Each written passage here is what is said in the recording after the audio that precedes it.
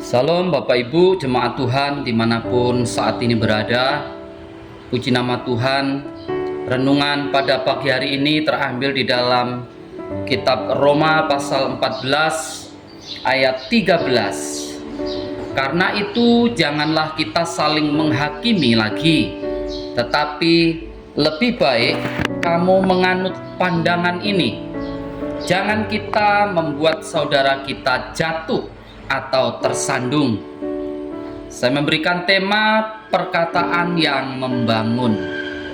Bapak Ibu saudaraku sekalian, setiap kita tentunya rindu untuk hidup terus bertumbuh dan semakin diperbaharui di dalam kebenaran firman Tuhan. Setiap kita berproses agar hidup kita semakin sesuai dengan kehendak Tuhan. Ayat ini memberikan suatu pelajaran penting agar kita menjaga hati dan perkataan agar jangan menghakimi orang lain. Hal ini dikarenakan kesalahan dan kekurangan pada diri orang lain seringkali dipandang sebagai hal yang besar, yang menarik untuk diperbincangkan. Sebaliknya, kekurangan pada diri kita sendiri kita berusaha untuk menutup serapat mungkin.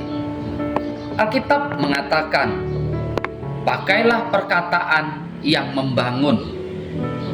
Ketika kita sedang berkata pada orang yang kita kasihi, kalimat yang akan kita ucapkan akan kita pertimbangkan dengan baik.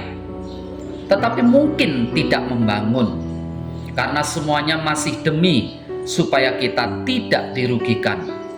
Akhirnya orang yang mendengar bukan menerima realita yang sejati, tetapi justru menjerumuskan mereka.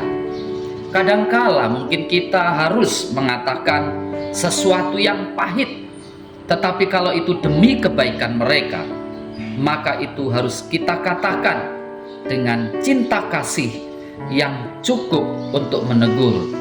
Antara mengasihi dan membangun harus digabungkan supaya terjalin suatu kalimat yang benar, tulus, dan bersifat konstruktif. Kalau hati kita diubah, maka yang keluar dari mulut kita secara otomatis adalah hal yang membangun, supaya mereka mendengar, beroleh kasih karunia. Di sini bagaimana kalimat-kalimat kita ucapkan dapat dipakai Tuhan untuk membangun dan menguatkan orang lain, sehingga mereka merasakan anugerah turun atas mereka. Dan dengan demikian kita dapat menjadi saksi Tuhan dimanapun kita berada. Memang natur kita tak sedemikian mudah diubah untuk kembali kepada kebenaran. Semua membutuhkan ketekunan dan perjuangan yang seringkali harus sampai menghancurkan kesombongan dan kekukuhan kita yang sulit untuk diubah.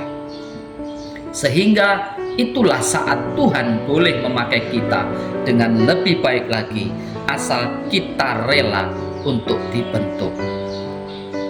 Hidup ini adalah kesempatan.